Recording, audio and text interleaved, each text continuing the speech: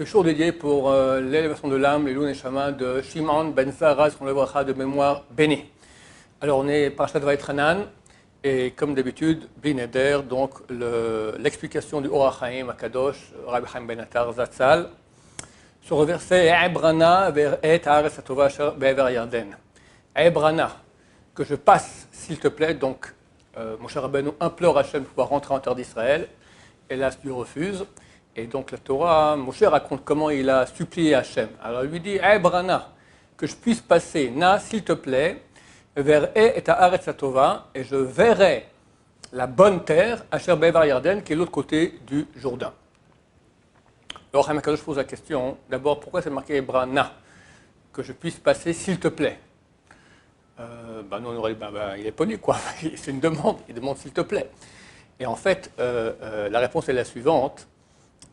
L'explication de sa question, parce qu'on ne comprend pas la question, pourquoi il dit, pourquoi est-ce que la Torah dit na. Alors Rashi explique, enna ela lashon bakasha. Na signifie s'il te plaît, c'est une demande, d'accord. Et les commentateurs sur Rashi, Sifte Chaim, disent ici, dans ce cas-là, mais dans les autres cas dans la Torah où c'est marqué na signifie maintenant.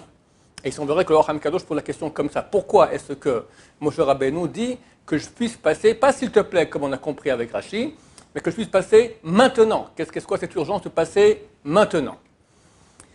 Ensuite, pourquoi c'est écrit que je puisse voir cette terre? Si tu passes, forcément tu la verras, c'est automatique. Alors pourquoi c'est marqué que je puisse passer et que je puisse la voir? Pourquoi c'est deux choses différentes? Et il explique.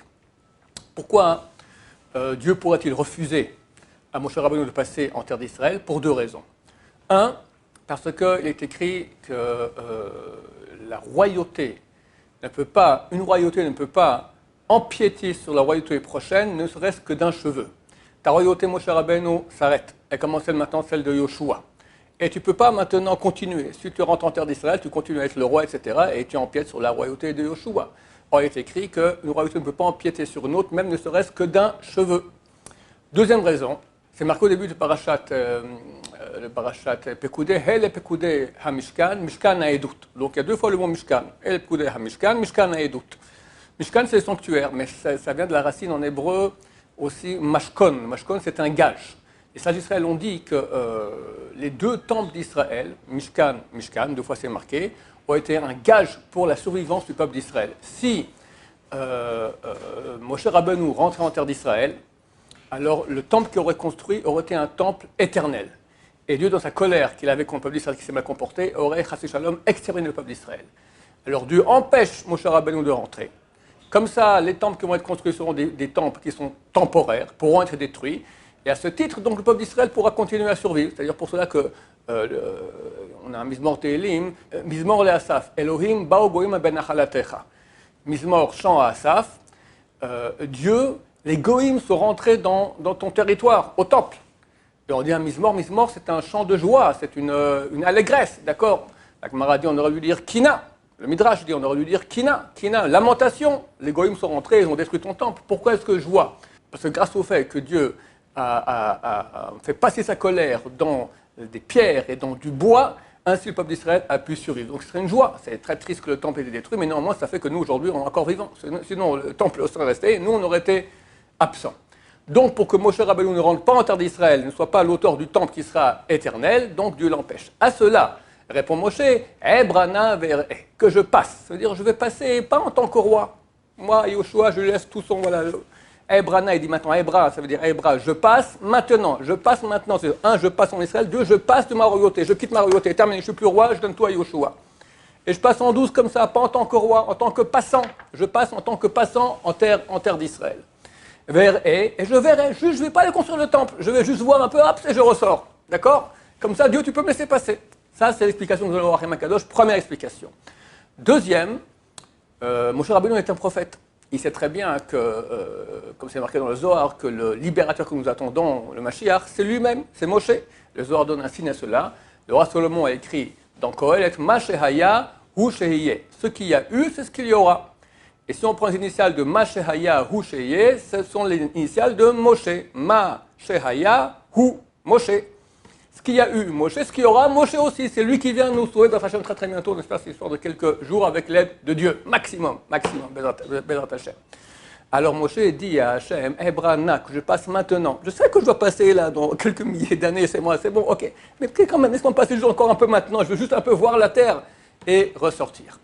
Troisième explication que donne le Rav, le Midrash dit que quelque part Moshe Rabbeinu était garant que les morts dans le désert puissent, à la fin du temps, lors de la résurrection des morts, se réveiller de leur tombe et rentrer en terre d'Israël. Le Midrash donne l'exemple suivant.